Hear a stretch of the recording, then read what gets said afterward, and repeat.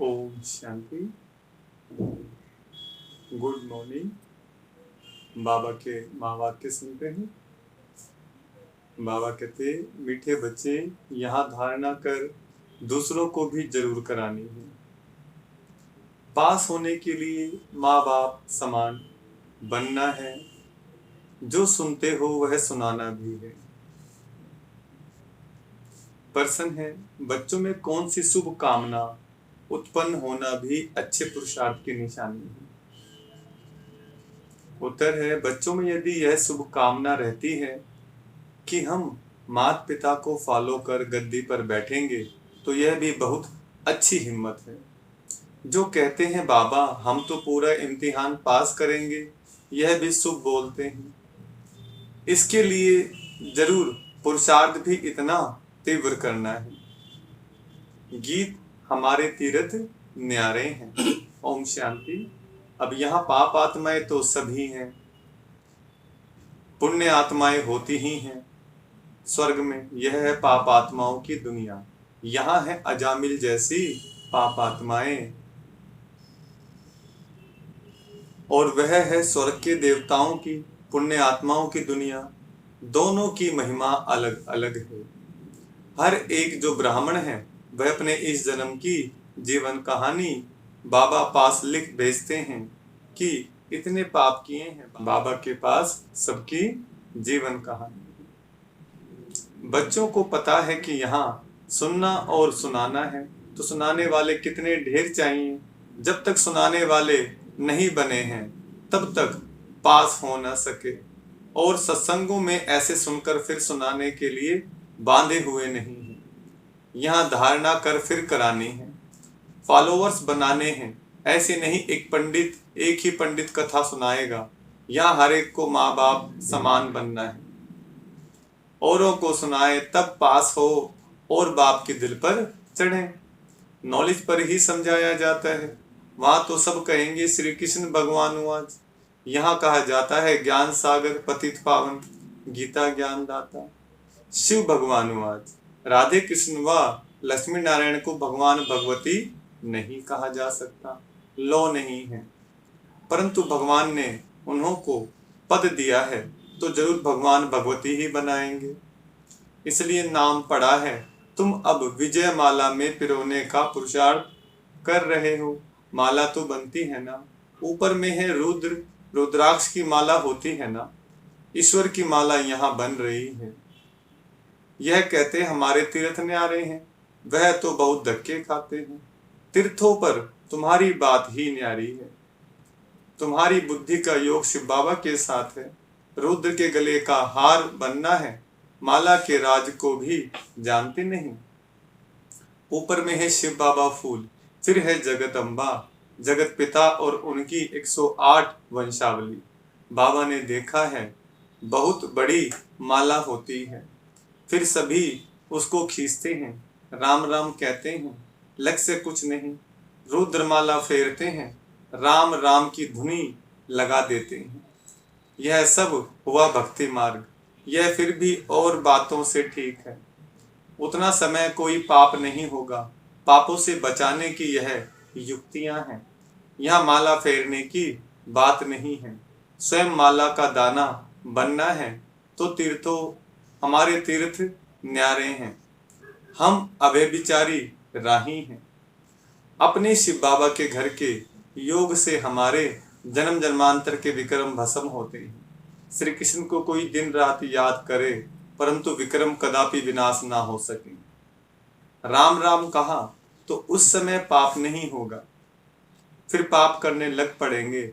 ऐसे नहीं पाप करते हैं या आयु बढ़ती है। या योग बल से तुम बच्चों के पाप भस्म होते हैं और आयु बढ़ती है। जन्म जन्मांतर के लिए आयु अविनाशी हो जाती है। मनुष्य से देवता बनना, इसको ही जीवन बनाना कहा जाता है। देवताओं की कितनी महिमा है। अपने को कहेंगे हम नीच पापी हैं तो जरूर सब ऐसे होंगे।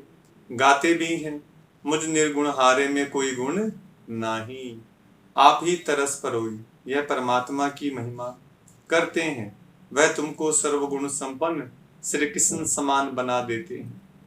तुम अब बन रहे हो, इसके आगे कोई गुण नहीं है। एक निर्गुण बालक की संस्था भी है, अर्थ नहीं समझते।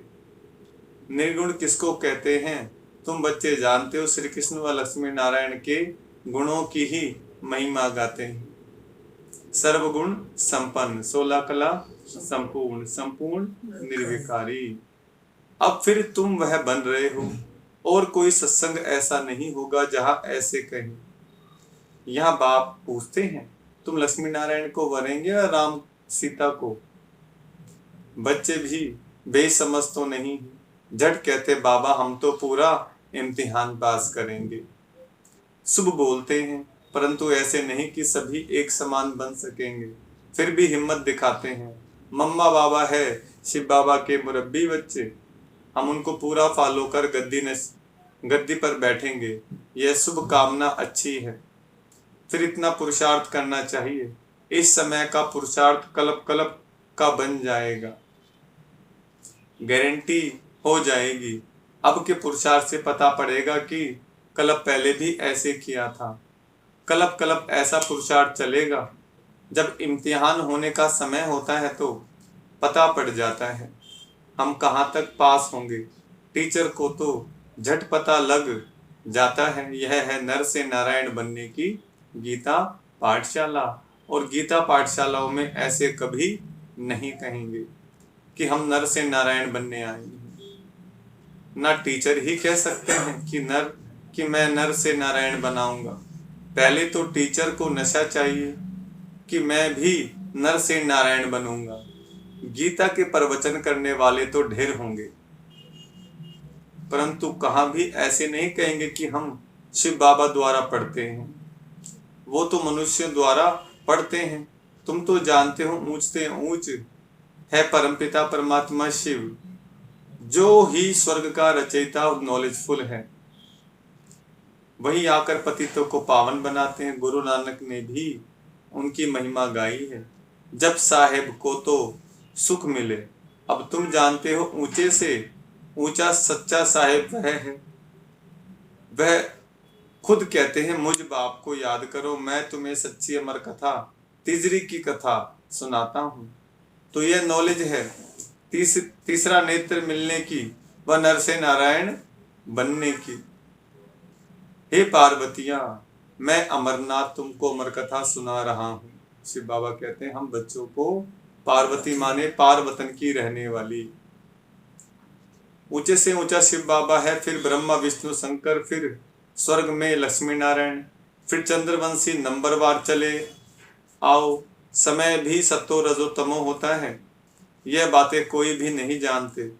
बाबा बहुत गुह्य बातें सुना रहे हैं। आत्मा में अविनाशी पाठ है, एक एक जन्म का पाठ भरा हुआ है, वह कभी विनाश को नहीं पाता है। बाप कहते मेरा पाठ भरा हुआ है। तुम सुख धाम में रहते हो तो हम शांति धाम में हैं। सुख और दुख तुम्हारे नसीब में है। सुख और दुख में कितने कितने जन्म मिलते हैं वह भी समझा दिया है। मैं तुम्हारा निष्कामी बाप हूँ, तुम सबको स्वर्ग का मालिक बनाता हूँ। अगर मैं भी पतित बनूं तो तुमको पावन कौन बनावे? सभी की पुकार कौन सुने? पतित पावन किसको कहें? यह बाप समझाते हैं। कोई गीता पाठी ऐसे नहीं समझा सकते। वो तो त्रिलोकी का अर्थ भिन्न भिन्न प्रकार से करते हैं। मनुष्य कहते हैं वेद शास्त्रों से भगवान से मिलने का रास्ता मिलता है। बाप कहते हैं ये सब शास्त्र हैं भक्ति मार्ग के लिए, ज्ञान मार्ग वालों के लिए शास्त्र है नहीं। ज्ञान सुनाने वाला ज्ञान सागर मैं हूँ, बाकी सब है भक्ति मार्ग की सामग्री। मैं ही आकर इस ज्ञान से सर्व को सदगति देता हूँ। वह तो समझते हैं बुदबुदा पानी से निकल फिर समा जाता है, परंतु मिलने की तो बात ही नहीं। आत्मा इमार्टल है। देखो शिव बाबा ये कर्तव्य धरती पर आकर करते हैं, इसलिए शिव बाबा के कर्तव्य के हिसाब से उनके नाम पड़े हैं। कौन कौन से? पाप कटेश्वर, माना जरूर कभी उन्होंने पाप काटे होंगे। मुक्तेश्वर, जरूर कभी उन्होंने मुक्ति दी है। अमरनाथ, जो अमर है तो जरूर उनके पास अमृत होगा, तभी तो अमर है ना वो।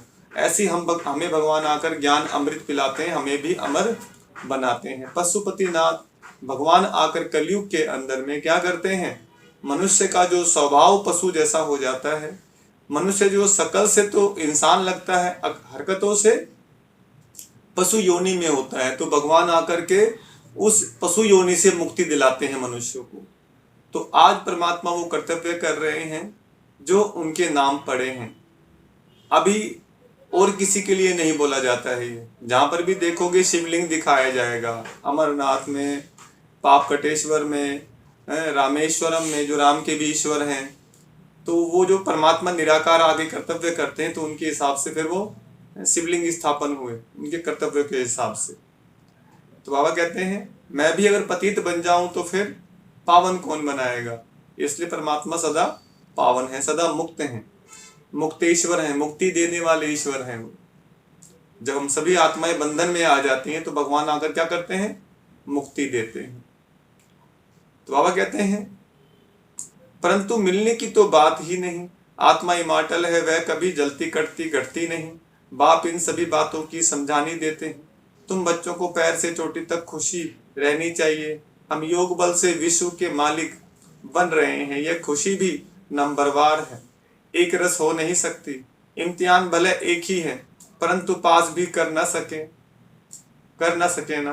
राजधानी स्थापन हो रही है, उसका प्लान बता देते हैं।